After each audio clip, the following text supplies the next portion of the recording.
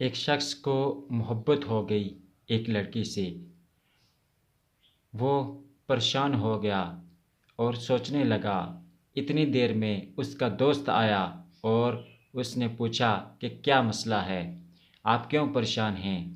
تو اس نے جواب دیا کہ مجھے ایک لڑکی سے محبت ہو گئی ہے، وہ مسجد کے امام کی بیوی ہے، لیکن میں سوچ رہا ہوں کہ امام صاحب جلدی نماز پڑھا کر گھر تشریف لے کر آتے ہیں اور میں اس عورت سے کس طرح ملاقات کروں؟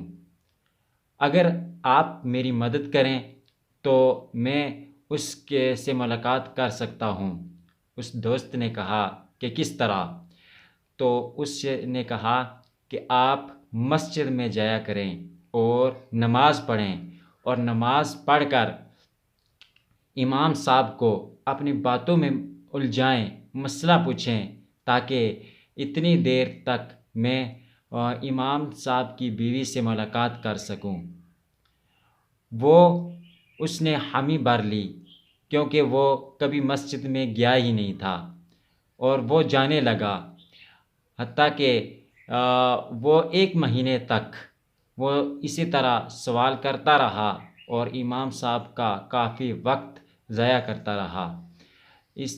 اسی دوران اس کو خیال آیا، اس کے دل میں ندامت ہوئی اور دل میں اس کو برا جانا، تو افسوس ہوا۔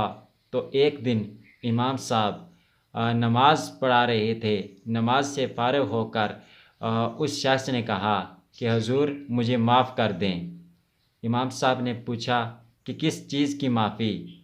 تو اس نے جواب دیا کہ میں مسئلہ پوچھنے کے لیے نہیں آیا تھا، بلکہ میں آپ کو الجھانے کے لیے آیا تھا، کہ آپ کا وقت برباد کرنے کے لیے آیا تھا، تاکہ میرا دوست جو تھا وہ آپ کی بیوی سے محبت کر رہا ہے، اور اس دوران جب میں آپ سے مسئلہ پوچھ رہا تھا تو اس دوران وہ اس عورت سے ملاقات کرتا تھا۔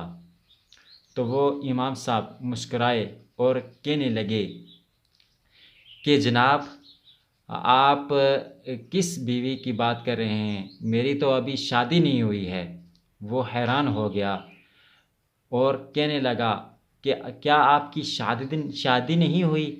تو امام صاحب نے کہا کہ نہیں، ابھی تک میرے ماں باپ نے میرا رشتہ بھی طے نہیں کیا۔